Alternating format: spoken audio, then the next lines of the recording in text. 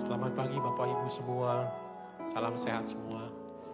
Mari saudara, kita mau mulai ibadah kita saat ini. Saya undang untuk kita sama-sama untuk masuk dalam hadirat Tuhan. Bapak, kami mengucap syukur Tuhan buat waktu yang terbaik ini Tuhan, buat setiap kami Tuhan, untuk kami boleh masuk ke dalam hadirat-Mu Tuhan. Suatu kesempatan yang baik Tuhan, bila mana kami boleh berkumpul Tuhan, kami boleh beribadah, kami boleh mendekatkan diri kami kepadamu Tuhan. Kami mau katakan Tuhan, kerinduan setiap kami Tuhan, kami ingin Tuhan, untuk kami boleh untuk kami menjaga hati kami Tuhan, untuk kami boleh Tuhan untuk mendekap akan hadirat-Mu Tuhan. Terima kasih Bapa buat hadirat-Mu Tuhan. Boleh kami rasakan Tuhan untuk setiap hari Tuhan, setiap pagi Tuhan, setiap kami ada Tuhan. Haleluya. Seperti rusa yang haus, rindu aliran sungai-Mu.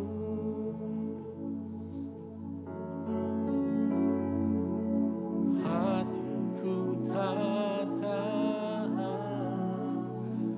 menunggu-Mu.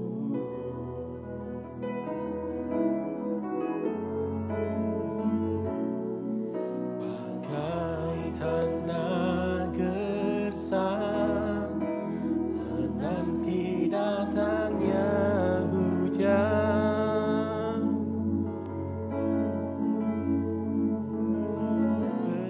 begitupun jiwaku Tuhan. Katakan hanya Engkau, hanya Engkau,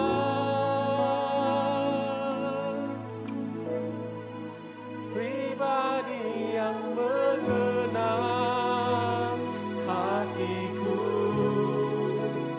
Tiada yang tersembunyi bagi-Mu.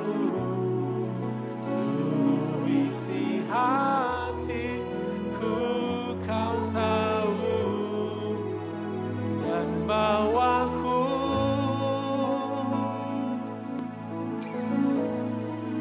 untuk lebih dekat lagi padamu,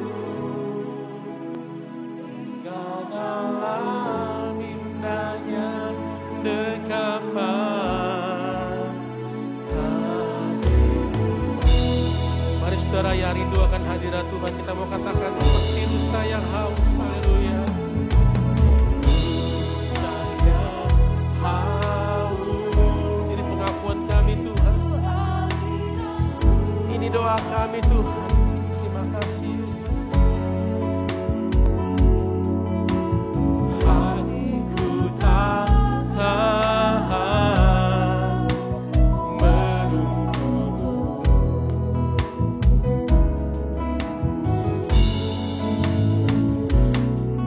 Bagai tanah gersang menanti datangnya hujan, begitupun jiwaku Tuhan. Sama-sama katakan hanya Engkau, hanya Engkau, hanya Engkau,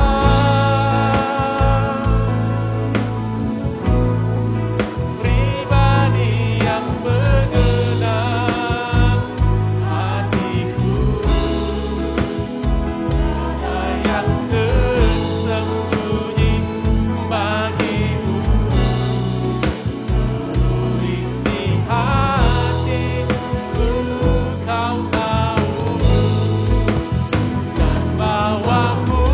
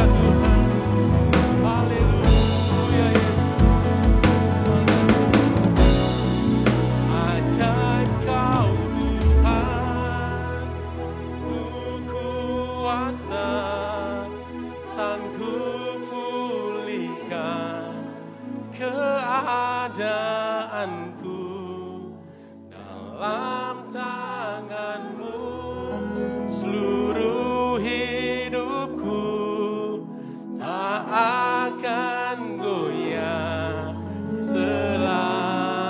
ajaib Kau Tuhan, ajaib Kau, ajaib Kau Tuhan, penuh kuasa, sanggup pulihkan keadaanku dalam tangan-Mu seluruh hidupku. Mari saudara, saya undang untuk kita bangkit berdiri.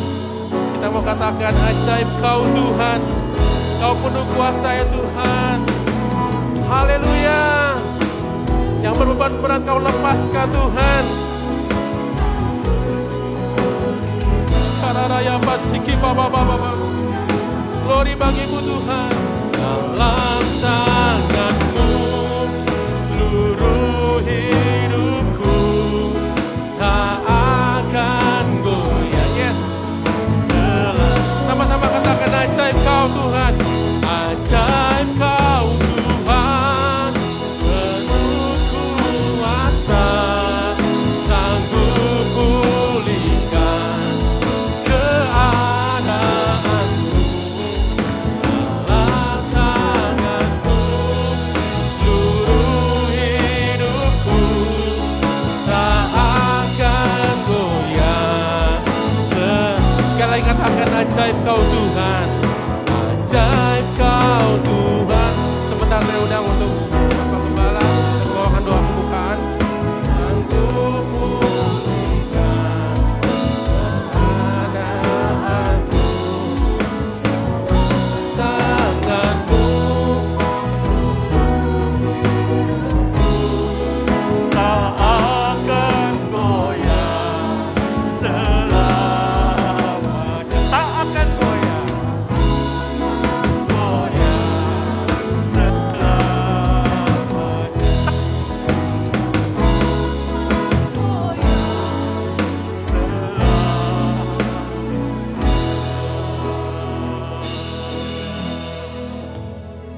Terima kasih Bapa, terima kasih Yesus, terima kasih Roh Kudus. Terima kasih untuk hari yang indah yang Engkau berikan kepada kami, sehingga kami bolehlah ada lagi di rumah-Mu. Tuhan, kami mau memuji, memuliakan nama-Mu, karena Engkaulah Allah kami, karena Engkaulah Tuhan kami, karena Engkaulah Raja kami. Kami bersyukur, berterima kasih Tuhan untuk kesempatan ini. Tuhan, terlebih ketika kami mendengar firman-Mu, kami boleh diteguhkan, kami boleh dikuatkan, kami boleh diajar Tuhan untuk mengerti tentang kasih-Mu. Sebab itu ya Bapa, hamba serahkan ibadah ini dari awal sampai akhir ke dalam tangan kasih-Mu. Urapan kuasa Roh Kudus-Mu Tuhan melawat kami semua, sehingga sukacita-Mu mengalir dalam hidup kami. Dan ketika kami hidup di dalam keluarga, dimanapun juga, kasih-Mu boleh mengalir lewat hidup kami Tuhan. Sehingga lewat hidup kami, biar nama Tuhan dipermuliakan. Terima kasih Bapa. Sekali lagi kami serahkan ibadah ini dari awal sampai akhir ke dalam tangan kasih-Mu. Dan hanya di dalam nama Tuhan Yesus Kristus kami buka ibadah ini. Haleluya. Amin. Sebelum saudara duduk, kita mau naikkan pujian besarkan nama Tuhan. Haleluya.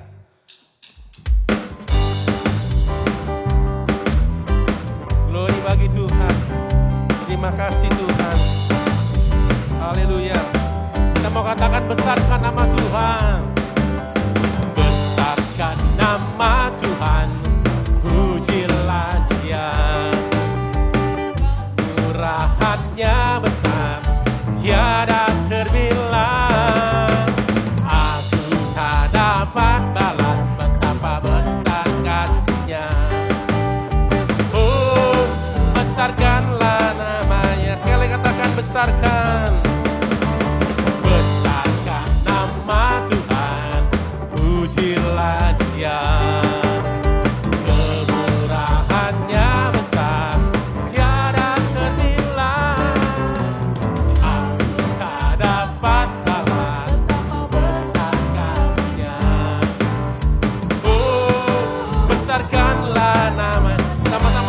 Tuhan yang ajaib, Tuhan yang kuasa, Tuhan yang ajaib, Tuhan yang kuasa, Tuhanlah penolong hidupku.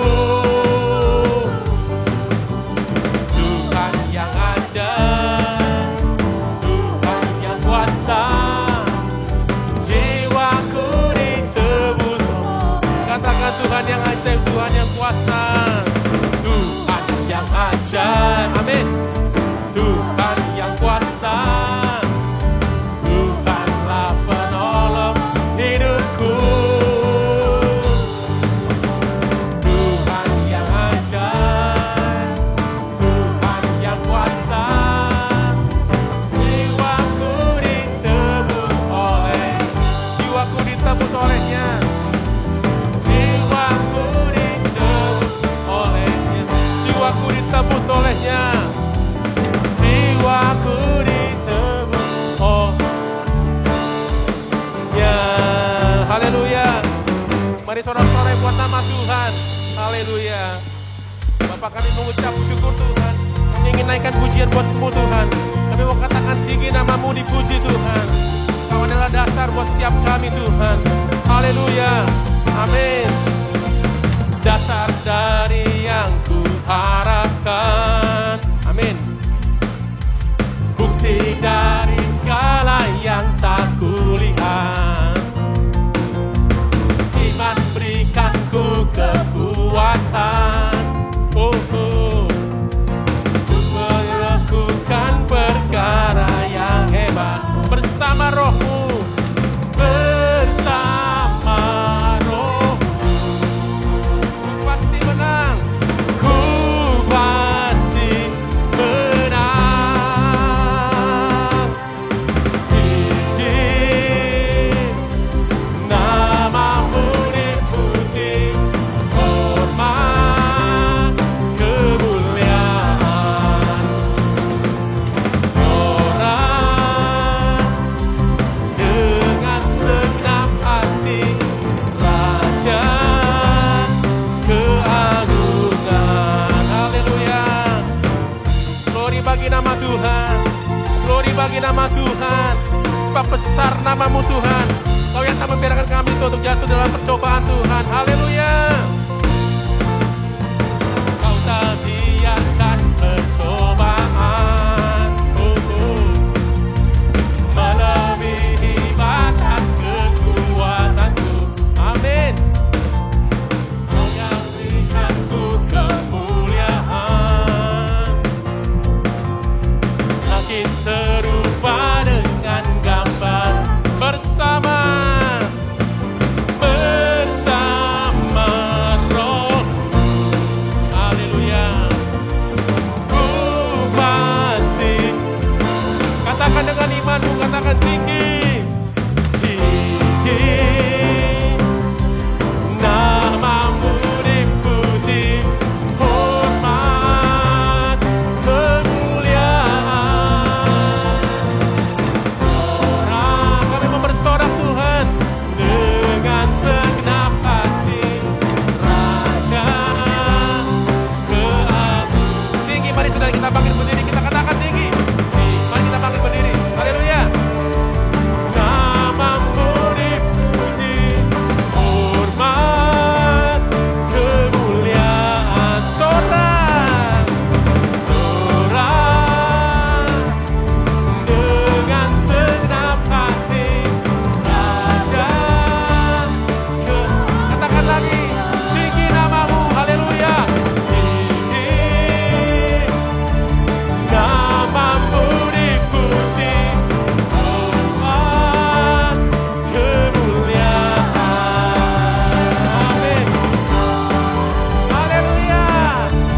Dengan segenap hati, Raja keagungan. Katakan Raja keagungan. Raja keagungan. Raja keagungan.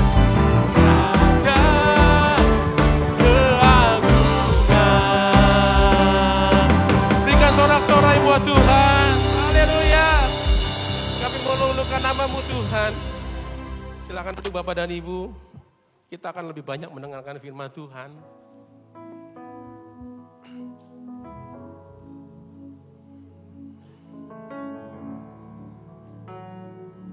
Setiap kali kami mendekat padamu Tuhan, kami rasakan Tuhan akan hadirat-Mu Tuhan. Dan bolehlah itu menjadikan kekuatan buat setiap kami Tuhan. Menjadi kehidupan kami Tuhan. Kami mau nyatakan Tuhan. Kami mau nyatakan Tuhan bahwa penyertaan-Mu Tuhan itu luar biasa buat setiap kami Tuhan. Terima kasih Yesus.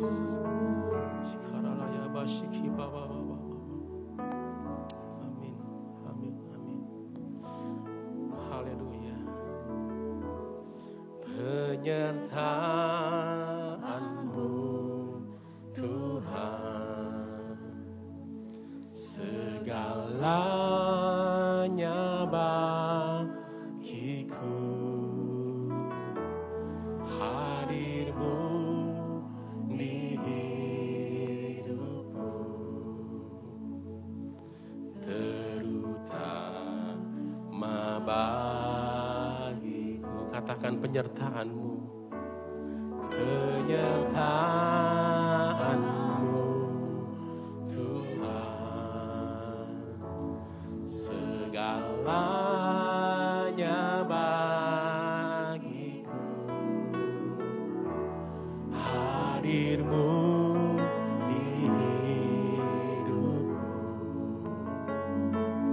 terutama bagiku. Anugerah-Mu,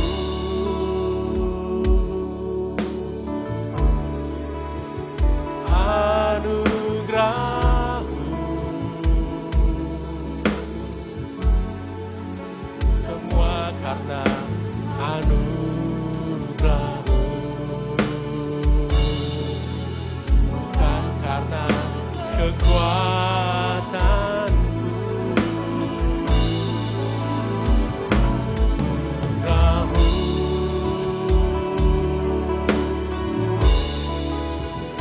anugerah-Mu Tuhan, kasih dan sayang-Mu, sumber kekuatan bagiku. Mari saudara kita mengatakan dengan lebih sungguh lagi penyertaan-Mu. Biarlah ini menjadi doa kami Tuhan.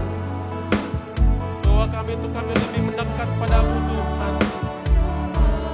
Dari kesehari-harian kami Tuhan, dari kehidupan kami Tuhan. Hadir-Mu di hidupku,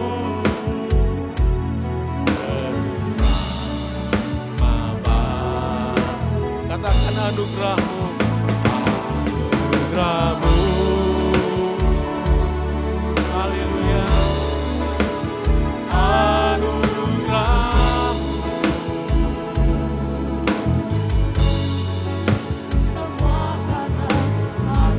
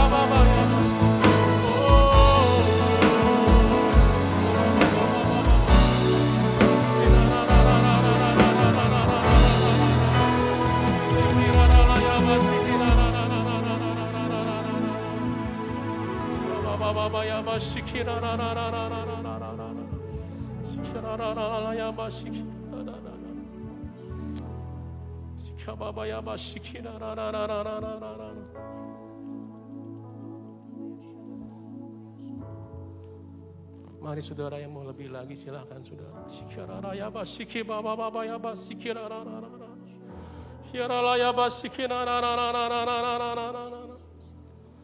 Kami tahu Tuhan Kau hadir Tuhan di tempat ini Tuhan. Kau siap menjamah setiap kami Tuhan yang rindu dan haus akan hadirat-Mu Tuhan. Tanpa terkecuali Tuhan. Setiap sakit penyakit boleh Kau lepaskan Tuhan. Setiap yang terbeban berat Tuhan boleh Kau lepaskan Tuhan. Setiap orang yang datang padamu Tuhan boleh Kau lepaskan Tuhan. Ini kami Tuhan yang membuka setiap hati kami Tuhan dalam hadirat-Mu Tuhan.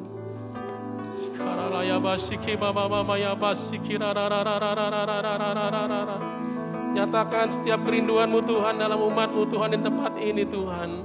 Biarlah Engkau yang beracara lewat setiap kami Tuhan, umat-Mu Tuhan di tempat ini Tuhan. Sikirara la ya basiki baba baba baba ya la ba ya basiki da da da da da da da da da da da. Kirara la ya basiki da da da da da da da da da ba ya baba basiki da da da da da da da da da da da. Kirara la ya basiki da da da da da da da da da da da da da da da. Dikira la ya basiki da da da da da da da da da da. Kirara la la la la la la ya basiki. Kirara la la la la la la la. Kasih Tuhan, anugerah-Mu boleh nyata Tuhan setiap dalam hidup kami Tuhan. Anugerah-Mu,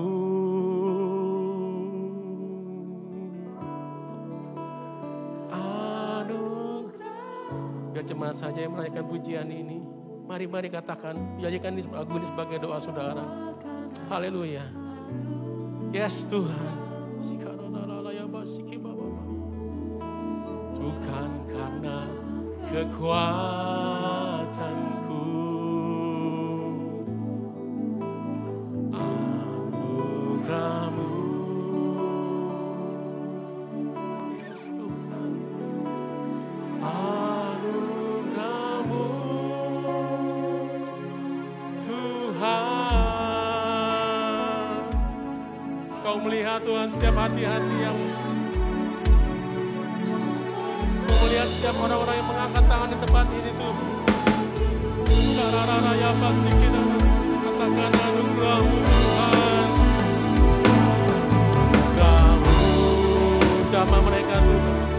Kirarara anugerah. Anugerah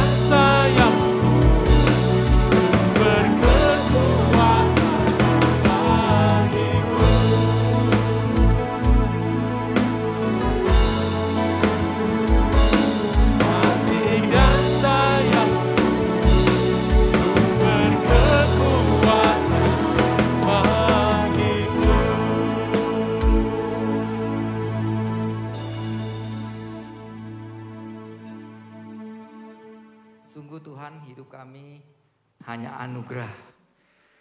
Bukan karena kemampuan kekuatan kami, tapi semua karena Engkau Tuhan. Saat ini Tuhan kami butuh suara-Mu Tuhan, kami butuh firman-Mu supaya kami dapat melakukan apa yang mesti kami kerjakan dalam kehidupan ini. Terlebih kami mengerti konsep kehidupan ini Tuhan, sehingga kami merasakan segala kebaikan Tuhan, janji Tuhan, dan ada damai sejahtera sukacita kami alami dalam kehidupan ini. Kuasai ibadah ini Tuhan, hanya Engkau yang ada bersama dengan kami, yang selalu menyertai di mana kami berada. Begitu pula siang hari ini Tuhan, Engkau hadir ada bersama dengan kami. Kami berdoa, kami peralaskan hanya dalam nama Tuhan Yesus Kristus sebagai juru selamat kami. Semua yang percaya katakan, amin. Amin. Shalom. Selamat pagi menjelang siang Bapak dan Ibu saudara sekalian. Salam sehat. Sehat semua. Amin. Saya buka masker ya karena kerap kali kalau itu agak sesak. Tema firman Tuhan hari ini seperti minggu lalu Pak David menyampaikan firman Tuhan, tapi kami melanjutkan apa yang disampaikan. Tapi temanya adalah unity but not uniform. Sama tapi tidak bisa persis sama. Kita akan baca dalam kitab Filipi 2 ayat 2 sampai 4. Filipi 2 ayat 2 sampai 4. Udah ya. Karena itu sempurnakanlah sukacitaku dengan ini. Hendaklah kamu sehati, sepikir, dalam satu kasih, satu jiwa, satu tujuan. Dengan tidak mencari kepentingannya sendiri atau puji-pujian yang sia-sia. Sebaliknya hendaklah dengan rendah hati yang seorang menganggap yang lain lebih utama daripada dirinya sendiri. Yang keempat, dan janganlah tiap-tiap orang hanya memperhatikan kepentingannya sendiri tetapi kepentingan orang lain juga. Pokoknya sebetulnya hanya 3 ayat 2, 3 dan 4 yang akan kita bahas hari ini. Unity but not uniform. Ya, ada kesatuan tapi tidak mungkin kita semua sama. Keluarga, kakak adik dilahirkan dari ibu yang sama, bapak yang sama. Tapi anak itu tidak mungkin persis sama kakak dan adik. Kerap kali beda pendapat. Kerap kali ada perselisihan di antara satu dengan lainnya. Tidak mungkin sama. Suami istri yang walaupun disatukan Tuhan menjadi satu. Tidak mungkin sama juga. Baik pikirannya. Di sini kan pikirannya, hatinya tidak sama. Jiwanya juga sama. Tujuannya juga tidak sama. Tapi firman Tuhan hari ini mengajarkan kita untuk agar kita dapat sepikir, sehati, satu kasih, satu jiwa, satu tujuan. Realitasnya gak bisa sama. Makanya kan sering ribut yang kemarin kan. Bertengkar. Itu kan biasa. Tapi jangan sampai pertengkaran itu menjadi perpisahan, perceraian seperti itu. Jangan sampai berselisih kemudian tidak mau bicara. Bahkan sampai dendam kesumat. Sampai dia bilang mati pun saya masih ingat dendam dan marah sampai tidak bisa mengampuni. Jangan sampai seperti itu. Bisa saja kita tidak sama. Bapak sama anak juga bisa tidak sama. Anak sama bapak juga bisa tidak sama. Apalagi lingkar yang kedua yang lebih jauh ya. Mertua, mantu, yang lingkar kedua lah ya. Yang lingkar kedua lagi. Nah, hari ini temanya sebetulnya bukan keluarga. Keluarga udah bulan lalu. Tapi dengan sahabat-sahabat. Dengan teman-teman sekerja, dengan teman-teman seiman, dengan teman-teman segereja, udah lebih jauh lagi kan.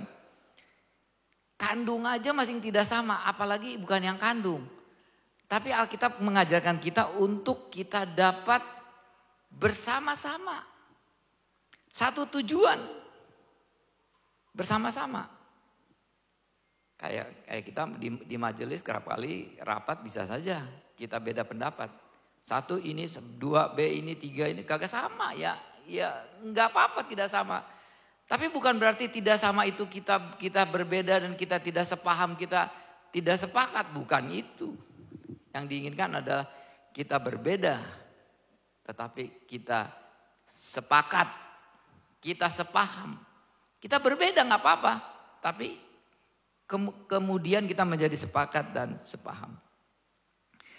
Pemazmur mengatakan, di mana ada kesatuan dan kerukunan, kesanalah Tuhan akan menunjukkan berkatnya, dicurahkan.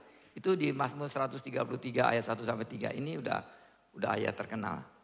Kalau Bapak Ibu ingin diberkati Tuhan, kuncinya adalah kerukunan, kebersamaan. Karena yang rukun, yang bersama itulah Tuhan menunjukkan arah berkatnya di situ loh, di situ berkatnya. Jadi kita tahu, ada peluang bisnis lah, ada bisnis apa, ada hal-hal yang tadi kita tidak terpikirkan. Di sanalah Tuhan menunjukkan berkatnya. Tapi kalau kita tidak pernah sepaham, tidak pernah sepakat, tidak pernah mengertikan orang lain. Kita tidak mau mengertikan orang lain, hanya mementingkan diri sendiri. Nah itu yang sulit. Dan sebetulnya kehidupan kita sulitnya adalah bagaimana kita bisa mengendalikan diri dengan egois kita. Waktu beberapa tahun saya pernah ke Eropa, saya ketemu dengan teman-teman di Eropa di sana. Waktu pertama ketemu, nah ini Eropanya bukan di Frankfurt, di Jerman atau di Berlin yang kota besar, ke kota kecilnya, maksudnya ke desanya. Karena di desa situ orang Eropanya tidak pernah berjumpa dengan orang Asia gitu. Muka-mukanya kita tidak bertemu, jarang jumpa orang Asia. Kalau di kota besarnya mungkin mereka bisa ngelihat, bisa ketemu. Tapi karena agak di desa jadi mereka hanya komunitasnya hanya orang-orang bule gitu kan. Waktu ketemu dia bilang, kok muka kalian hampir sama ya gitu. Padahal kami beberapa orang. Muka kalian hampir sama. Kita juga kalau ketemu orang bule, kita anggap muka dia hampir sama.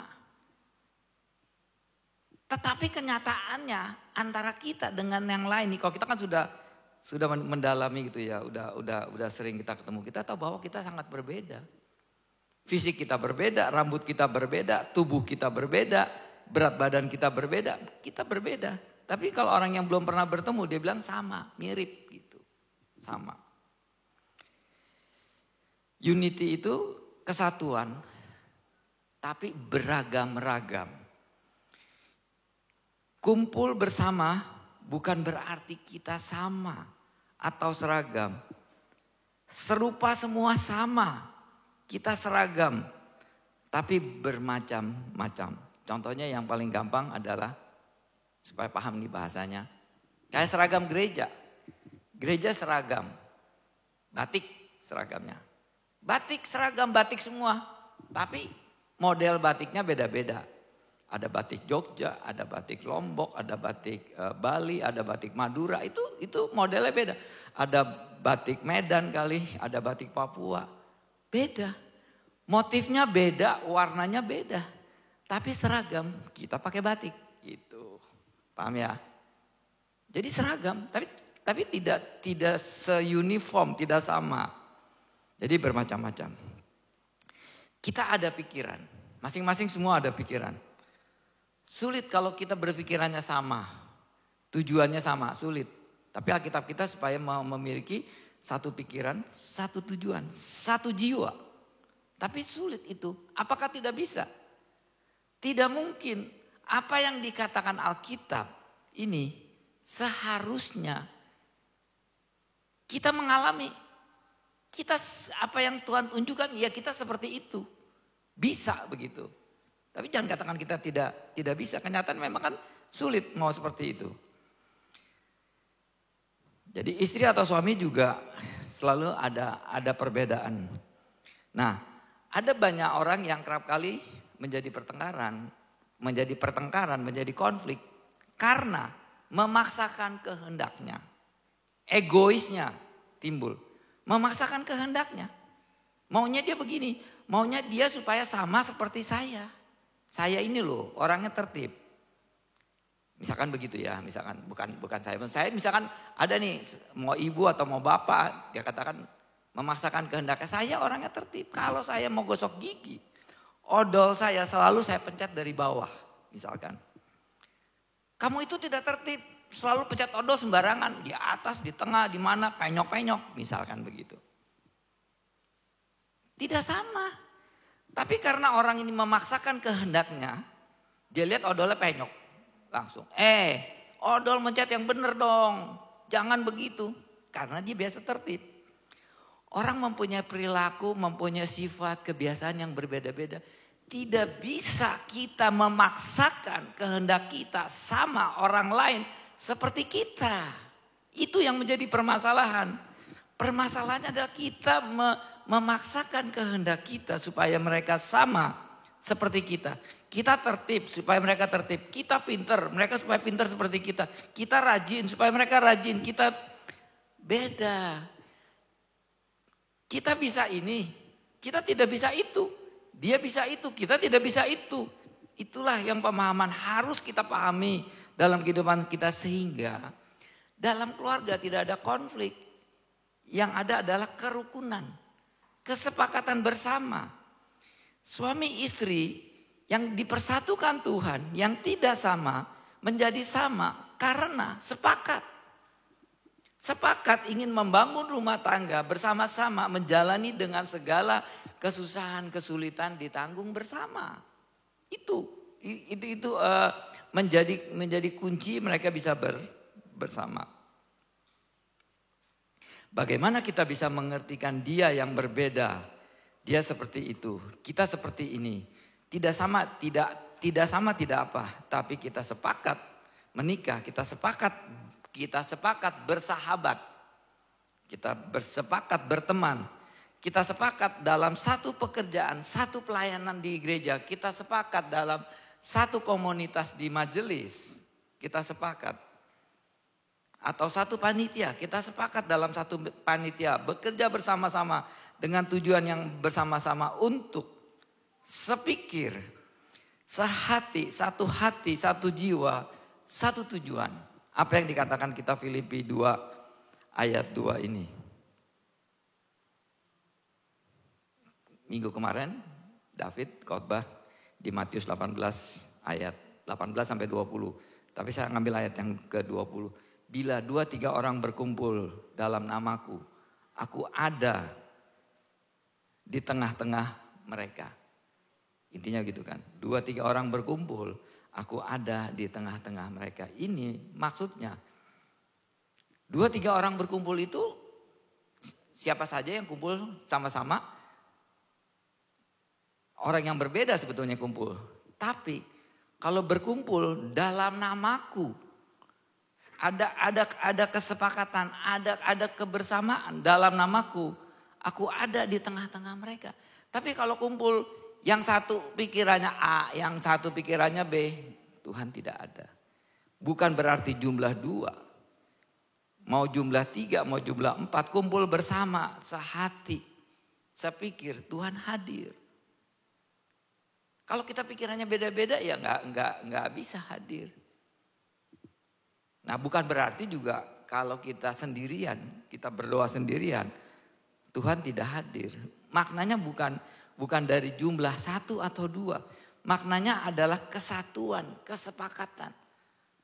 Kesepakatan bersama itu Tuhan hadir. Nah ini yang memang mesti kita sama-sama memahami firman Tuhan. Nah, konsep Tuhan itu apa sebetulnya Alkitab ini? Konsepnya Tuhan apa? Konsepnya Tuhan juga kebersamaan. Tuhan tidak pernah kesendirian dia. Dia tidak pernah sendiri, dia bersama-sama. Pada waktu di kitab Kejadian 1 ayat 26, pada waktu awal penciptaan. Baiklah kita menjadikan manusia menurut gambar dan rupa kita supaya Mereka berkuasa atas ikan-ikan di laut dan burung-burung di udara, dan atas ternak, dan atas seluruh bumi, dan atas segala binatang yang menyerap. Konsep Tuhan itu kebersamaan. Makanya dia katakan kita. Itu perjanjian lama ini, kita. Jadi kita itu kan 2-3 orang kita nih, kita sama-sama. Habis ini kita berdoa, kita sama-sama.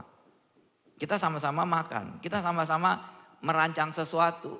Jadi bukan sendirian. Makanya Allah Trinitas itu memang itu konsepnya Allah. Jadi nggak usah bergeming lah ya, bergeming, goyang. Kalau teman-teman dari tidak sepaham dengan kita, pikiran yang lain, kok Tuhan kamu ada banyak gitu kan. Kok Tuhan kamu 3, Tuhan saya mah 1, Tuhan mah tunggal. 1. Ya, kesatuan itu 1, walaupun kita sama-sama. Tetap kita harus mengerti konsepnya Tuhan. Jadi model Allah kita itu konsepnya, dia tidak pernah bekerja sendirian, dia tidak one man show, tidak.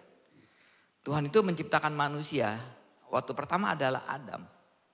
Konsepnya memang dia sendirian, makanya dia ciptakan Hawa untuk mendampingi Adam. Kalau pepatah peribahasa mengatakan, bersatu kita teguh, bercerai kita runtuh. Ya seperti sapu lidi gitu kan. Kalau sendirian sapu gak bisa buat apa-apa. Satu sapu lidi paling bisa buat tusuk makan kalau kita makan pepaya. 1 tusuk lidi paling bisa buat itu. Kita mau nusuk apa. Tapi kalau sapu lidi bersama-sama dia bisa buat nyapu, buat bersih-bersih. Kalau bersama akan teguh dan lebih kuat, lebih kokoh daripada kesendirian. Hidup kita juga begitu. Hidup kita di sesama ini dengan keberadaan kita dalam keluarga, kita mesti bersatu. Walaupun mungkin ada ketidakcocokan, pemikiran yang tidak sama karena pendidikan yang berbeda, karena IQ yang berbeda, pikirannya dia mungkin lebih jauh, lebih tajam, yang ini pikirannya sederhana. Tidak apa-apa, tidak bisa sama, tetapi harus tetap ada kesatuan, ada komunitas. Untuk itu, komunitas itu perlu. Jangan sendirian. Jadi ada komunitas ikut. Memang kadang-kadang HP kita, saya punya komunitas ada beberapa jadi penuh ya. HP-nya penuh. Karena ntar klik dapat berita ini, dapat klik berita dari ini, penuh. Ya kalau penuh-penuh lihat itu kalau kagak penting udah langsung dihapus, di delete. Tapi komunitas itu penuh. Kemarin beberapa minggu yang lalu saya hampir saja mengalami ada kerugian lah. Nah saya umur saya udah 66. Tapi umur 66 ini saya disekolahi lagi sama di kampus. Saya mau ngapain sekolah di kampus? Umur 66 di sekolahin ngambil S3. Udah banyak lupa. Fisik juga udah tidak terlalu fit kan. Umur 66, umur 50 masih. Tapi udah 60, udah mulai 70 kan udah mulai goyah kan. Disekolahin. Saya ada grup mahasiswa atau angkatan saya. Tapi saya juga jarang lihat-lihat. Tapi pas saya lihat terakhir bahwa tanggal kemarin itu saya harus registrasi pendaftaran semester yang akan datang. Saya mesti daftar udah terakhir. Saya lihatnya jam 6 sore. Jam 6 sore aku lihat di grup di komunitas saya. Hari terakhir untuk registrasi semesteran. Mengisi KRS. Kalau tidak ngisi langsung 6 bulan itu dicutikan. Karena tidak ngambil KRS kan dicutikan. Udah jam 6 sore saya kaget. Aduh hari terakhir saya telepon ke adminnya. Bu ada perpanjangan waktu gak? Maaf Pak Stef gak ada. Hari ini harus diselesaikan. Batas waktu jam berapa? Jam 12 malam. Itu kesalahan karena saya tidak lihat di komunitas masalahnya. Saya abaikan gitu. Terus ya pokoknya pertolongan Tuhan lah kalau kita hidup dekat sama Tuhan, baik sama Tuhan. Mesti semua ada pertolongan Tuhan. Semua orang yang saya hubungin langsung ngangkat langsung nyambung, langsung beritahu. Saya sama teman saya ini mesti bayarnya di mana nih? Belum bayar lagi, bank udah tutup. Bayarnya di mana? Di Bank Serikat Indonesia ya, yang BSI itu. Waduh Bank BSI aku kagak punya lagi, udah mesti harus minta tolong pakai bank itu, nggak bisa pakai BCA, nggak bisa pakai Mandiri. Karena nomornya pakai nomor mahasiswa yang tidak ada connect-nya. Karena ada perjanjian khusus gitu kan bank dengan university. Waduh, saya hubungi teman saya yang punya bank itu. Dia nyangkut, oke Pak Stefanus kamu transfer aja ke saya, nanti saya transferin, saya bayarin gitu. Nah abis itu kan kuliahnya kan intinya kan online semua digital. Saya udah gaptek kan, umur 60 kita kan gaptek. Ngisi KRS mesti gaptek. Biasa kan sekretaris saya yang ngisikan, saya hubungin malam udah pulang kan jam 6, udah jam 7 sampai rumah. Kamu ada rumah? Ada Pak, ini tolong ini ngisiin KRS. Digital kan. Ini saya udah bayar, saya kasih bukti bayar ke dia. Dia bisa selesai. Nah ini cuma contoh aja, contoh bahwa komunitas itu perlu. Kita nggak bisa sendirian. Kita akan kelewatan, ada kerugian-kerugian yang kita alami kalau kita sendirian.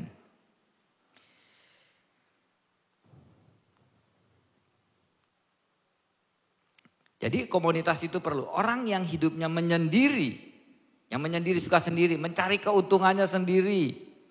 Sifatnya individu, egois, tidak mau berteman, tidak mau bersosialisasi, egoisnya tinggi. Itu berbahaya. Orang seperti itu berbahaya.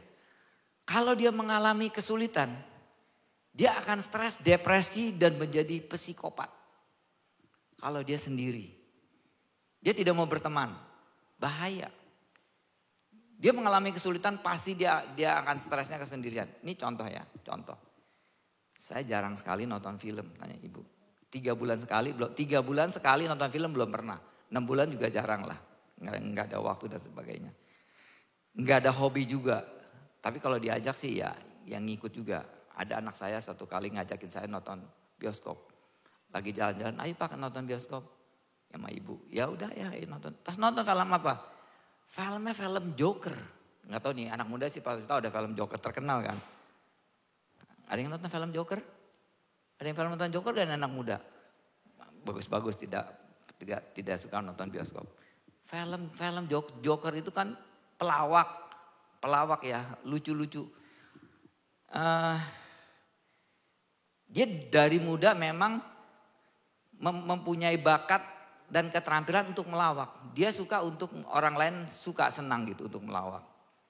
Dia suka untuk itu. Makanya dia kerjanya itu. Dia pakai topeng, dia pakai makeup bibirnya merah-merah gini. Ya pelawak lah lucu-lucu gitu. Tapi dari kecil ceritanya ini adalah dia suka sering dibully. Dia lagi ngelawak, dicopot topinya, dijorokin, dijatuhin. Dari kecil udah sering dibully anak ini. Tapi tetap aja dia mau jadi pelawak. Nah di kisah film itu diceritakan sebelum dia menjadi pemain 3 bulan dia menyendiri di hotel. Menyendiri di hotel.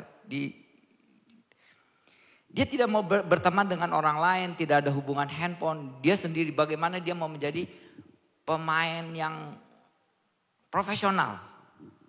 Jiwanya dia sesuaikan dengan kondisinya dia. Nah betul-betul dia menjadi pemain aktor yang luar biasa. 3 bulan dia di hotel untuk tampil menjadi pemain film ini. Nah dia main film memang begitu luar biasa filmnya. Bagus. Di akhir cerita si Joker itu karena dia depresi dan stres. Secara penampilan sebagai pelawak dia sukses.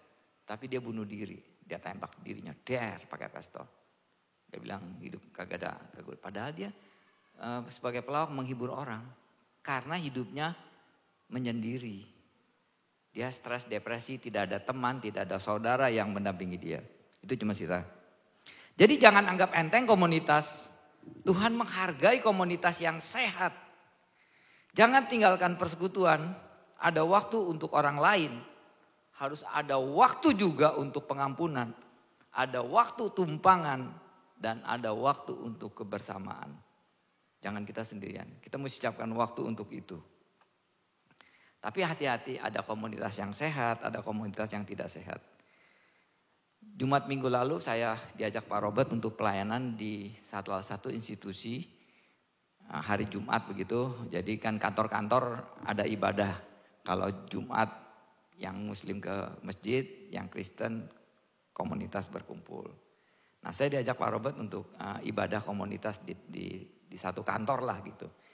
Pak Step bisa gak khotbah Jumat? Saya lihat jadwal saya, oke, kayaknya saya bisa sih Jumat ini siang. Paling saya terlambat ada rapat. Saya pelayanan di situ, ya nggak banyak sih yang hadir. Ya 20 orang begitu.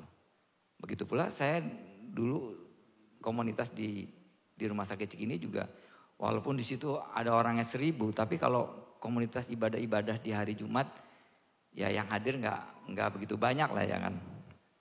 Nah, kaitannya berita ini adalah berita viral yang saat ini yang terkenal. Bagaimana di TV selalu ditayangkan, di TV tayangan udah 2 bulan ditayangkan terus. Bagaimana seorang jenderal yang posisinya begitu baik, seorang anak Kristen yang saat ini sekarang dinonaktifkan dengan stafnya dinonaktifkan. Karena apa? Karena ada perbuatan yang melanggar hukum, bagaimana dia menembak stafnya kan, ditembak sampai mati. Nah, yang kami analisis, yang kami pikirkan adalah di stafnya itu ada banyak komunitas orang-orang Kristen. Saya sih tidak tahu ada ibadah komunitas di tempat kantornya apa tidak.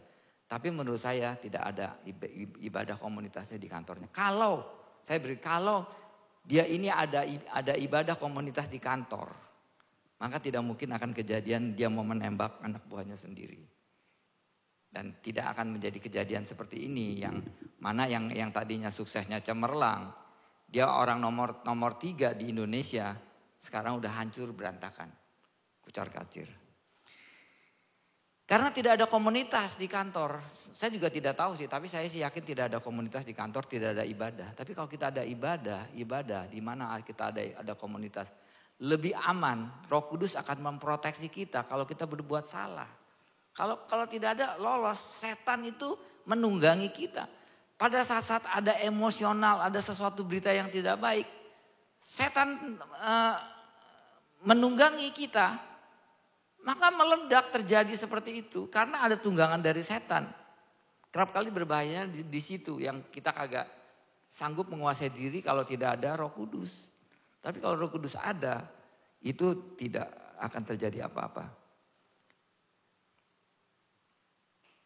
Karena Roh Kudus yang kerap kali mengingatkan kita, mengarahkan. Kalau tidak, kuasa setan yang akan menguasai kehidupan kita. Terjadi seperti itu. Begitu pula ada komunitas lain yang hati-hati. Ada komunitas yang tidak baik. Komunitas yang menyembah setan, gereja setan, Children of God. Itu hati-hati juga. Dia memberikan kebebasan, saling mencintai satu dengan yang lainnya. Pacar orang lain dicintakan istri orang lain. Mereka ada kasih yang bebas sehingga mereka memutarbalikkan komunitas itu dengan cerita-cerita yang ada di Alkitab. Jadi hati-hati juga dengan komunitas-komunitas yang tidak baik. Sehingga mereka bisa menyesatkan kehidupan kita. Ada oknum lain yang tidak suka dengan komunitas orang-orang percaya. Bagaimana Tuhan menciptakan malaikat, tetapi ada malaikat yang merasa bahwa dia udah seperti Tuhan. Lucifer akhirnya dibuang ke dunia yang dengan pengikutnya dia yang akan bisa mempengaruhi kehidupan kita. Karena dia akan mempengaruhi hidup manusia dengan egoisitasnya. Karena setan itu mempunyai sifat egois. Pertengkaran, perselisihan, konflik itu karena egois dari seorang manusia. Jadi yang pertama adalah komunitas. Itu tadi di kitab Filipi 2 ayat 2. Filipi 2 ayat 3. Dengan tidak mencari kepentingannya sendiri atau puji-pujian yang sia-sia. Sebaiknya hendaklah dengan rendah hati. Yang seorang menganggap yang lain lebih utama daripada dirinya sendiri. Jadi saya baca Alkitab, saya renungin Alkitab, tambah kita baca. Pengertiannya luar biasa. Apa kaitannya unity dengan kerendahan hati? Nah di sini ya kaitannya unity dengan kerendahan hati. Kalau seorang yang bersama-sama keluarga, seorang bersama-sama dengan teman, dengan komunitas. Kalau dia egois, dia nggak bisa bersama-sama. Dia mau menangnya sendiri. Pokoknya begini. Gue tidak mau diubah-ubah. Gue tidak mau, nggak bisa. Harus ada kerendahan hati. Komunitas akan tercapai tujuan. Pekerjaan kita akan tercapai tujuan kalau ada kerendahan hati di antara anggota-anggota komunitasnya. Makanya dikatakan di sini di ayat yang ketiga, dengan tidak mencari kepentingannya sendiri. Tidak mencari kepentingan sendiri, tidak egois. Kalau kita egois ya nggak bisa. Atau puji-pujian yang sia-sia. Sebaliknya hendaklah dengan rendah hati yang seorang menganggap yang lain lebih utama daripada dirinya sendiri. Kita menganggap orang lain lebih penting dari kita. Kita berapa kali enggak, gue kan lebih pinter. Sekolah gue lebih tinggi. Gue lebih punya dari lu komentar-komentar usul-usul. Gue kan lebih, nggak bisa seperti itu. Dalam komunitas kebersamaan, dalam keluarga juga harus ada kerendahan hati. Suami istri dengan anak-anak, anak dengan orang tua tidak mau mengalah rendah hati dengan anak, berantem juga sama anak. Berantem. Nggak ada kerendahan hati, merasa aku orang tua, kehendak saya harus diingetin. Bapak dokter, kamu harus jadi dokter. Memaksa kehendak, nggak bisa.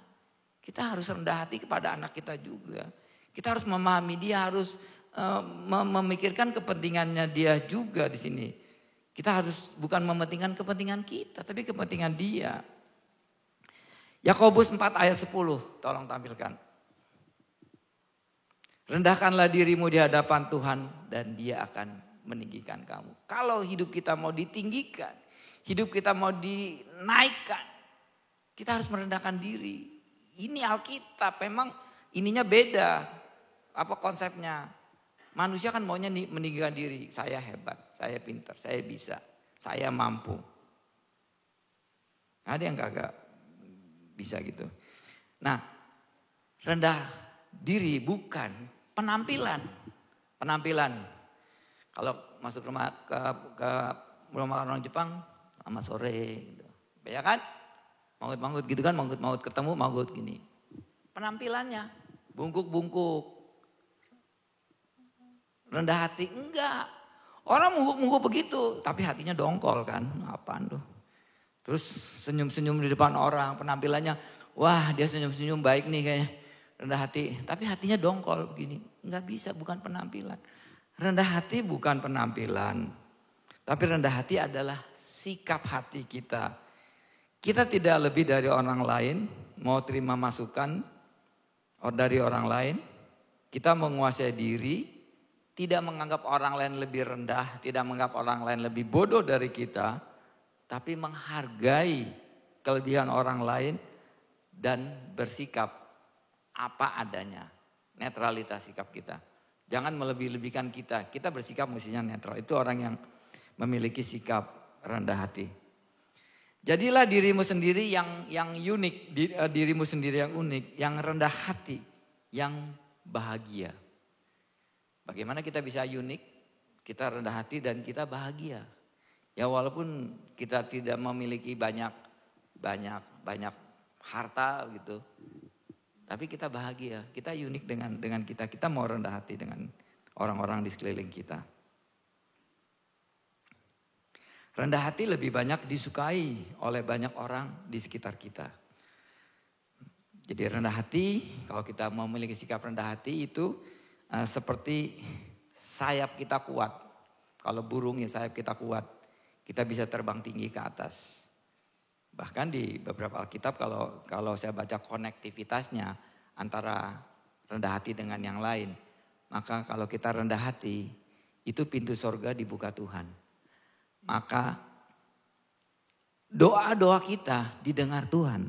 Itu konektivitas rendah hati. Jadi kalau kita kebersamaan, kita memiliki sikap rendah hati, maka pintu sorga akan terbuka. Tuhan lebih menyukakan orang yang rendah hati daripada tinggi hati. Dia memiliki sayap yang kuat, dia dapat terbang tinggi, naik level. Kerohanian kita mestinya dari waktu ke waktu kita mesti naik level. Jangan sekian-sekian level kita segini aja, nggak naik-naik udah 10 tahun. Lebih naik lagi level. Lebih merasakan bahwa Tuhan hadir, ada pertolongan. Ya kesulitan hampir kita bisa atasi lah. Kesulitan ada tapi kita atasi dengan baik. Semuanya berjalan lancar karena Tuhan menyertai kita. Kalau orang yang sikap tinggi hati, mereka tidak bisa bersatu. Tidak bisa bersama-sama. Masing-masing menganggap lebih baik, lebih benar dari orang lain. Sikap seperti itu sikap tinggi hati, sikap sombong. Tuhan menentang orang yang tinggi hati. Mendahului kehancuran. Orang yang tinggi hati. Tapi Alkitab mengajarkan kita untuk dapat menerima perbedaan dan merendahkan diri satu dengan yang lainnya. Kita baca Amsal 18 ayat 12. Apa yang dikatakan di sini? Ada gak? Amsal 18 ayat 12. Tanda kerendahan hati, mendahului kehormatan dan tidak merasa lebih tinggi dari orang lain. Lukas 18 ayat, ini kepanjangan.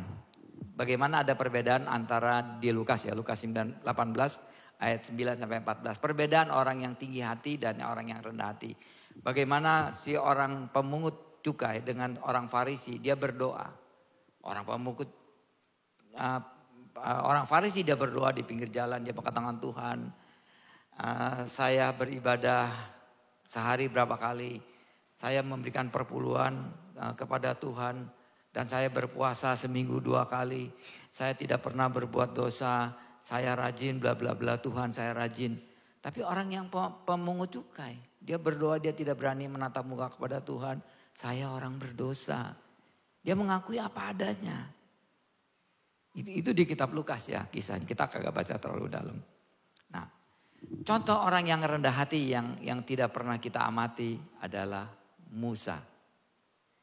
Musa itu dipanggil Tuhan di Gunung Horeb, di semak belukar pada waktu itu. Malaikat Tuhan menampakkan diri kepada Musa di semak belukar. Kemudian semak belukar itu keluar api, kita tahu kisah itu. Tapi semak belukar itu tidak terbakar, ada api. Kemudian malaikat itu berbicara kepada Musa. Bukan malaikat saja, bahkan Tuhan berbicara kepada Musa. Untuk Musa membawa keluar bangsa Israel dari Mesir ke tanah perjanjian. Tuhan berbicara langsung kepada Musa. Tapi apa yang Musa katakan? Saya tidak pandai berbicara. Kalau Alkitab katakan saya tidak petah lidah. Saya tidak pandai berbicara. Saya tidak mahir dalam bercakap-cakap. Bagaimana saya bisa mempengaruhi Firaun agar mereka bisa membawa keluar bangsa Israel dari Mesir? Saya kagak banyak-banyak bicara. Saya tidak punya alasan ini, alasan itu Tuhan. Musa berkata begitu. Kalau kita baca di Kisah Rasul 7 ayat 22 bagaimana? Masih bayi Musa diambil oleh putri Firaun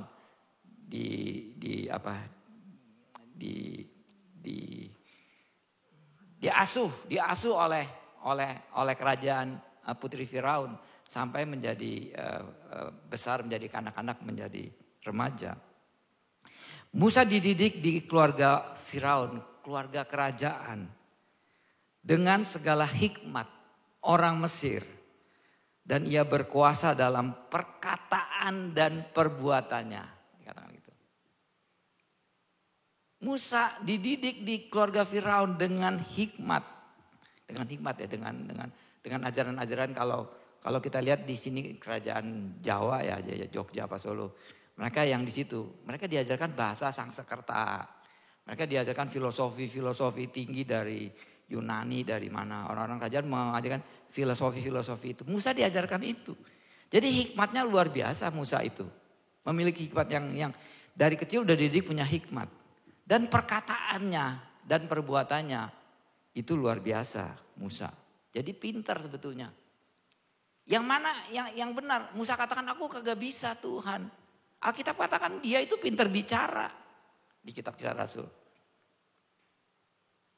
Apa Musa pura-pura dia ngomong sama Tuhan seperti itu? Enggak juga, Musa kagak pura-pura.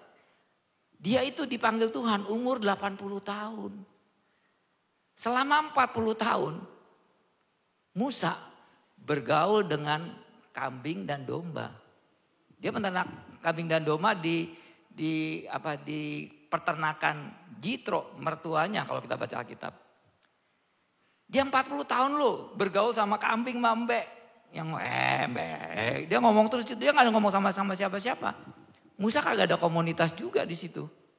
40 tahun dia berkomunikasi dengan peternak, dengan kambing dan embe yang bahasanya berbeda.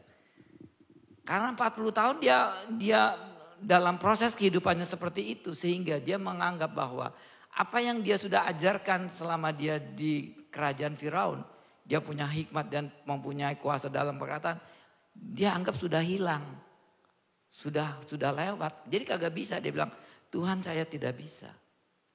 Nah, Musa yang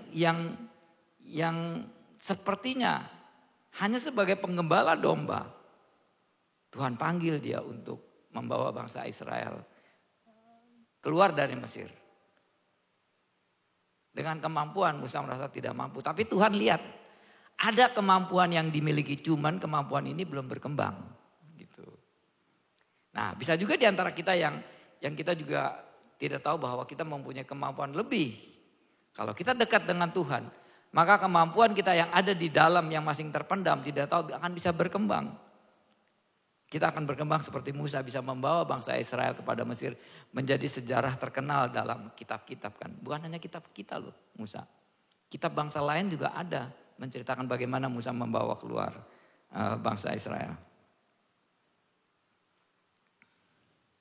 Orang yang rendah hati akan membuka pintu surga. Banyak orang Kristen mengeluh doanya tidak dijawab Tuhan, tidak didengar Tuhan. Itu Yakobus 4 ayat 3 dikatakan, kamu tidak menerima apa-apa karena salah berdoa. Itu sikap hatinya tidak ada sama Tuhan. Itu Yakobus. Makanya kalau orang yang rendah hati, sikap hatinya rendah hati dalam kehidupannya dan sikap hati dengan Tuhan, maka doa kita didengar. Kalau udah doa kita didengar, sekarang belum didengar, tenang aja. Tuhan yang kita hidup itu tidak mendiamkan kita sampai kita jatuh tergeletak. Tenang aja, pasti waktunya yang belum sampai. Tidak usah khawatir dan menjadi bingung dan gelisah. Kalau memang kita, tapi memang kalau hidup kitanya sebentar aku ikut persekutuan, sebentar tidak. Sebentar aku pergi ke sana yang ngengkok yang tidak. Sebentar aku pelayanan. Ya kalau seperti itu ya sulit juga. Sulit seperti itu. Jadi kayak orang hidupnya abu-abu sulit. Tapi kalau memang kita sudah ada satu komitmen, ada satu keteguhan hati. Saya akan mengikuti apa yang ajaran firman Tuhan. Enggak usah dipusingin dalam kehidupan sehari, kagak usah stres. Anak ibu atau bapak yang ibu rindukan untuk datang ke tempatnya ibu supaya ada kesegaran jiwa ya. Karena orang tua anaknya sudah menikah, udah di mana, kagak pernah datang. Orang tua doa, orang tua ini si anaknya kagak pernah datang. Nengokin ibunya karena sibuk kerjaannya sehari-hari, dia sibuk rapat, capek ngurusin anak, dia sibuk dalam pekerjaannya, dia kagak ngunjungin orang tua, kagak mau tengokin sebulan sekali atau berapa. Si ibu orang tua stres. Nah, bapak ibu yang seperti itu, kalau kamu dekat dengan Tuhan, banyak doa dengan Tuhan, ada kerinduan dengan Tuhan, gak usah dipusingin. Tuhan yang menghibur kamu. Ada kebahagiaan yang kamu dapatkan di dalam Tuhan. Maka doamu didengar Tuhan karena sikap hatimu benar. Yakobus 4 ayat 3 yang tadi katakan, kita tidak menerima apa-apa dari doa kita karena kita ada salah berdoa. Dikatakan begitu, kita salah berdoa. Perhatikan firman Tuhan. Berdoa itu menjadi ekspresi kita dari jiwa kita, dari roh dan tubuh kita dalam ibadah kepada Tuhan. Tuhan melihat sikap hati kita bukan hanya yang nampak secara lahiriah. Di kitab Amsal 16 ayat 2 dikatakan, segala jalan orang adalah bersih menurut pandangannya sendiri. Tetapi Tuhanlah yang menguji hati. Itu di Amsal 16 ayat 2. Tuhan tidak melihat penampakan kita, tapi dia melihat hati kita, apakah kita sungguh-sungguh kepada Tuhan, apakah hati kita tidak. Sikap hati yang harus dimiliki saat berdoa adalah kerendahan hati. Itu Petrus 5 ayat 56, 1 Korintus 15 ayat 10 enggak usah. Tuhan itu dekat kepada orang-orang yang patah hati dan ia menyelamatkan orang-orang yang remuk jiwanya. Itu di Mazmur 34 ayat 19. Yesus itu membangun hubungan dengan manusia, pengorbanan dirinya menjadi manusia. Bagaimana Yesus sendiri, dia mau merendahkan diri. Ya, kita Filipi ini kalau kita baca lanjut, Filipi 2, bahwa dia sebagai Allah yang maha kuasa, Allah yang yang spektakuler yang kita kagak bisa katakan lah. Allah yang luar biasa itu mau datang ke dalam dunia menjadi manusia. Dia merendahkan diri dan mengosongkan dirinya. Bahkan mati di kayu salib. Kalau itu kita baca. Dia mau mati bagi manusia. Dia mau merendahkan diri. Nah di sini memang dalam kerendahan diri ada kaitannya dengan pengorbanan. Tiada kasih yang lebih besar daripada kasih seorang yang memberikan nyawa kepada sahabat-sahabatnya. Itu di Yohanes 15 ayat 13. Kalau kita bersahabat dengan teman, kalau kita egois nggak bisa. Tapi bagaimana kita memikirkan juga kepentingan orang lain, memikirkan sahabat-sahabat kita. Ada peristiwa, ada cerita di hari Jumat. Tanggal 20 Juli tahun 2012. Ini cerita lama terjadi di Amerika. Peristiwa itu mengerikan. Jadi ada saat seorang pemuda berumur 24 tahun bernama James Holmes. Dia memuntahkan peluru, membawa senjata masuk ke dalam ruangan bioskop. Dia menembaki orang-orang yang ada di situ. Memang orang ini psikopat dan agak gila. Sehingga banyak yang mati di pertemuan itu. Tapi ada yang terselamatkan. Yaitu ada 3 orang yang terselamatkan karena pacarnya melindungi dia. Pada waktu nonton di bioskop lagi ada tembakan-tembakan. Jadi si pacar ini langsung dia berbalik badan. Dia menutupi pacarnya sehingga dianya yang tertembak mati. Tapi pacarnya selamat. Dari kesaksian pacarnya itulah dia mengatakan bahwa dia bisa selamat. Karena ditutupi oleh tubuh daripada pacarnya. Peristiwa ini adalah peristiwa yang heroik. Mengenai 3 seorang pria yang menyelamatkan pacarnya. Yang menyelamatkan sahabatnya. Bagaimana Tuhan Yesus sendiri, dia berkata tidak ada kasih yang lebih besar daripada kasih seorang yang memberikan nyawa untuk sahabatnya. Kalau menjadi sahabat yang baik, kita tidak menyusahkan dia. Kita tidak merepotkan dia. Tidak memberikan dia pusing. Sahabat yang baik bagaimana? Udah janjian jam 4 sore. Saya udah datang jam 4 sore. Datangnya jam 5. 1 jam. 1 jam saya dirugikan oleh sahabat. Tidak baik. Makanya saya jengkel ya kepada teman-teman yang janjikan. Pas Stef jam 11 datang. Saya udah ngatur waktu, jam 11 pasti saya datang. Tapi orang lain dengan saya enaknya datang kluk jam 12. Kan kita buang waktu 1 jam. Sahabat itu tidak merugikan orang lain. Sahabat itu harus memberikan keuntungan kepada orang lain. Tidak merepotkan, merugikan dan sebagainya. Kalau kita udah janji, tepati janji, nggak bisa bilang nggak bisa. Nggak bisa Pak, saya ada urusan. Dia atur waktunya. Sahabat itu jangan sampai menyusahkan orang lain. Nah, ada pribadi yang tidak sehat atau sahabat yang tidak sehat. Sepertinya terlihat rohani. Tapi dia lebih mengutamakan kepentingan dagingnya daripada keinginan roh. Hati-hati dengan orang-orang seperti ini. Kadangkala dia menggunakan nama Tuhan. Kadang-kadang kita sebagai anak Tuhan kena tipu atau kita terjebak oleh dia. Dia teman seiman, dia teman sepelayanan kita. Karena dia teman sepelayanan kita anggap ngomongannya baik, tingkah lakunya baik. Dia menawarkan sesuatu, ini loh Pak Stef kamu ikut ini bener lah, ini menguntungkan lah. Masa kamu gak percaya sama saya? Kita udah kenal 10 tahun. Terus saya bilang mana itunya bukti-buktinya. Ya waktu itu saya disuruh beli kayak ada orang main hitung saham emas gitu loh. Kamu beli nih emas nih berapa gram dapat segini. Nanti dalam beberapa waktu itu hasilnya menguntungkannya luar biasa. Ya emasnya mana? Enggak dikasih sertifikat. Sertifikat aja.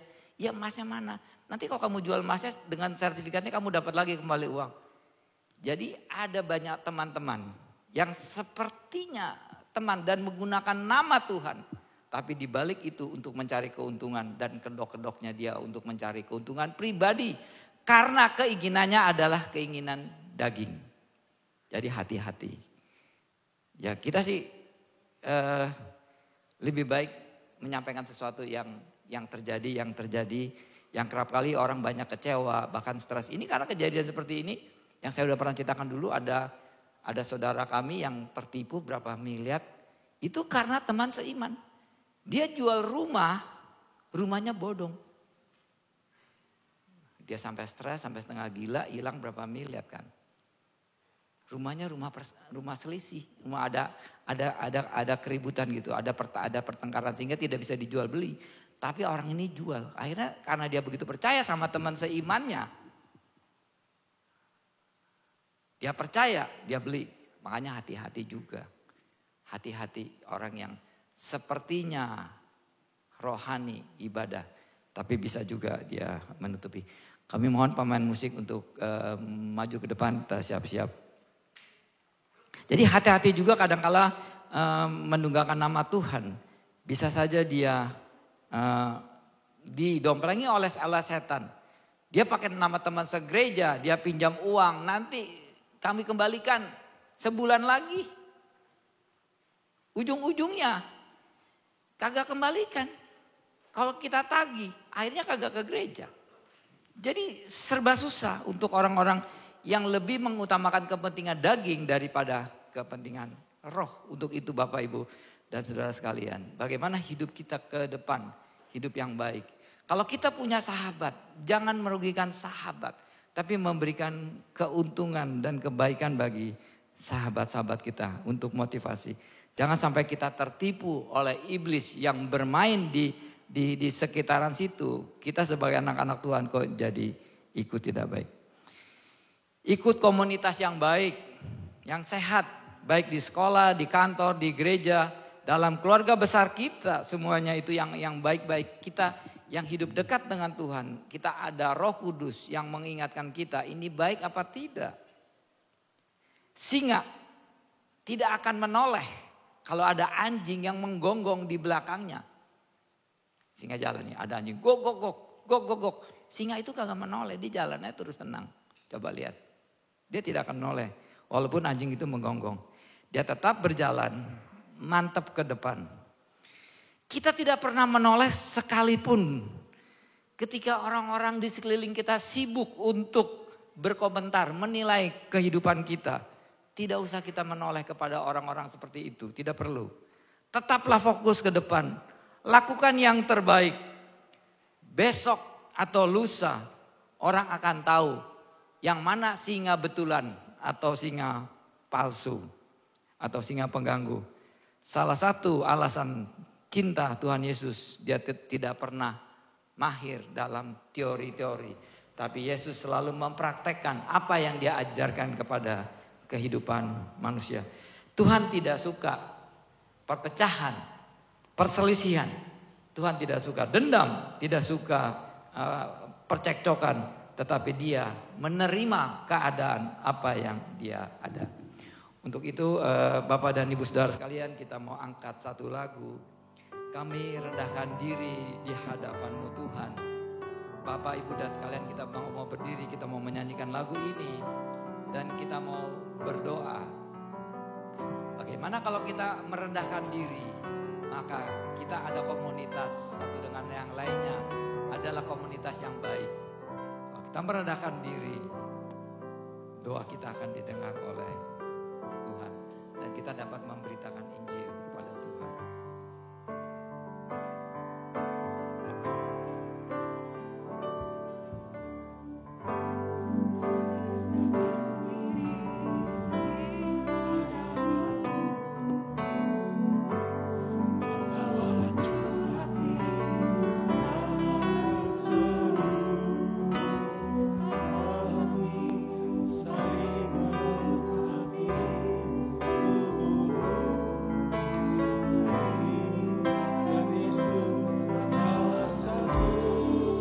Pak Jonathan, berdoa Pak Jonathan.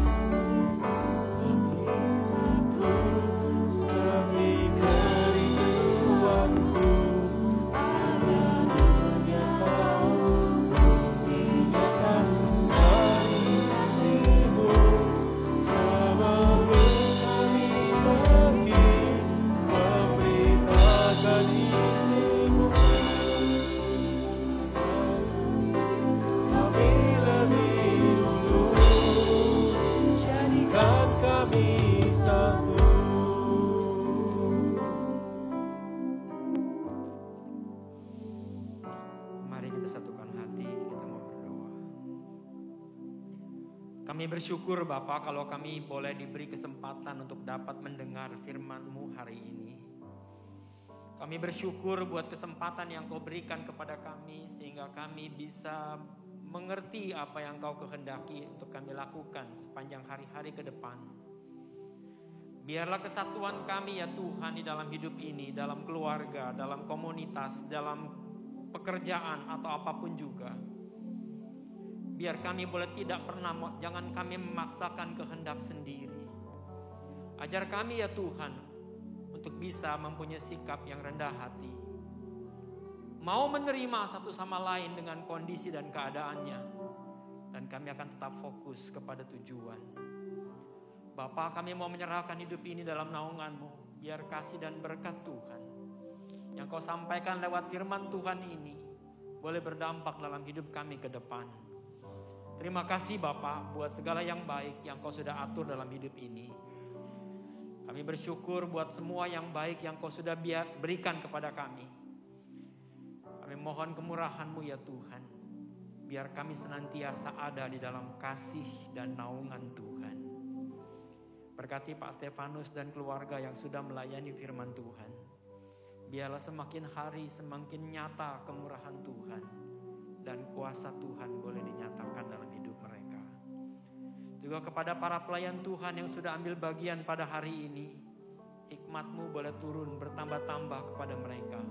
Semakin banyak karunia yang boleh disingkapkan sehingga banyak hal-hal yang dapat dikerjakan di dalam pelayanannya kepada Tuhan lewat umat Tuhan di tempat ini.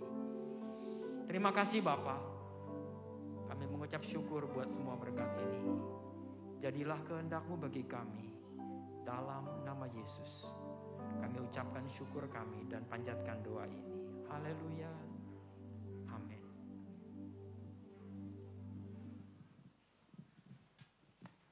Silakan duduk Bapak dan Ibu. Sebentar saya akan membacakan pengumuman. Ada beberapa hal yang perlu saudara perhatikan. Pengumuman Minggu tanggal 11 September 2022.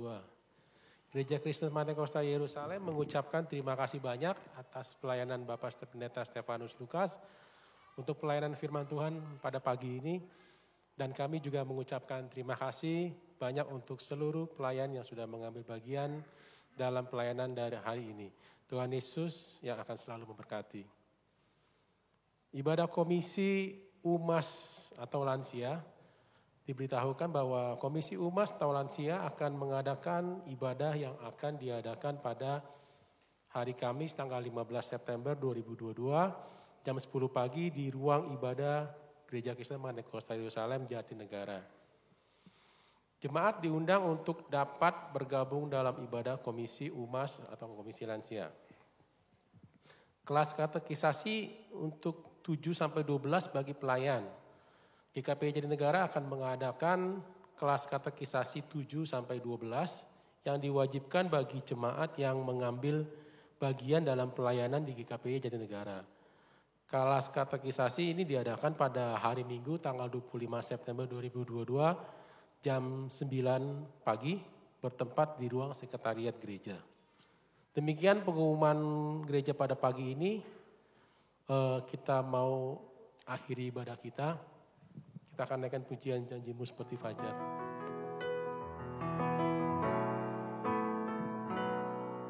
Janjimu seperti fajar pagi hari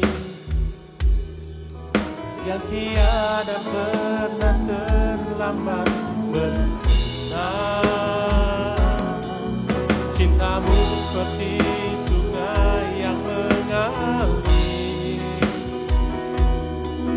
yang ku tahu betapa dalam kasih. Janjimu seperti fajar, janjimu seperti fajar pagi hari yang tiada pernah terlambat bersinar. Cintamu seperti sungai yang mengalir, dan ku tahu betapa dalam. Sudah untuk kita jemaat bangkit berdiri, kita katakan pujian janjimu. Janjimu seperti fajar pagi hari dan tiada pernah terlambat bersinar.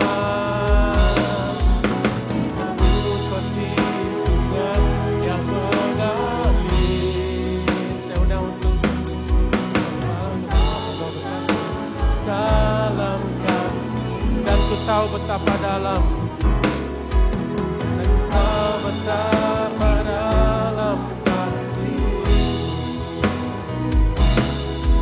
dan ku tahu betapa dalam kasih.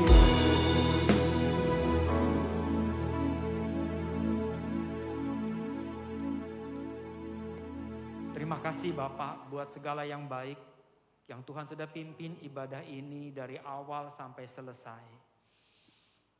Kami akan kembali kepada aktivitas dan kegiatan kami masing-masing. Satu hal yang kami tahu, jaga dan lindungi kami dari segala yang jahat. Bimbingan-Mu ya Tuhan membentuk kami, menjadikan kami kuat di dalam Engkau. Kami mohon kemurahan-Mu ya Tuhan, memberkati setiap kami yang sudah hadir pada hari ini. Memberikan kekuatan kepada mereka yang lemah. Menjamah mereka yang sakit. Di dalam nama Yesus. Biarlah dia sembuh dan kuat. Ketika dia menghadapi tantangan dan hidup yang penuh dengan cobaan dalam hidupnya. Bapa, kami mohon kemurahan-Mu. Beri hikmat. Supaya dia bisa mampu keluar dari segala persoalannya. Tangan-Mu yang penuh dengan kasih. Menjamah setiap kami. Terima kasih Bapa. Kau juga memberkati mereka yang sudah mempersiapkan korban persembahan. Biarlah mereka ini boleh Tuhan berkati pula dengan limpahnya. Janji-Mu tidak pernah gagal dan tidak pernah salah dalam hidup ini. Memberkati mereka yang sudah melakukannya dengan setia. Terima kasih Bapa. Kami mau menyerahkan umat-Mu ini kembali ke tempatnya masing-masing. Sebelum mereka pulang ya Tuhan, kami mohon anugerah-Mu memberkati setiap kami. Turunlah kiranya kasih dan berkat Allah dari Bapa yang kasih yang penuh dengan anugerah lewat Yesus Kristus Tuhan dan penyertaan Roh Kudus menyertai kita semua. Karena itu pergilah pulang. Terimalah damai sejahtera dan sukacita ini. Jadilah berkat, jadilah terang sesuai dengan kehendak-Mu. Mulai dari keluarga, tetangga, lingkungan, tempat kami bekerja, tempat kami studi dan sekolah. Nama Tuhan dimuliakan. Dalam nama Yesus kami sudah berdoa.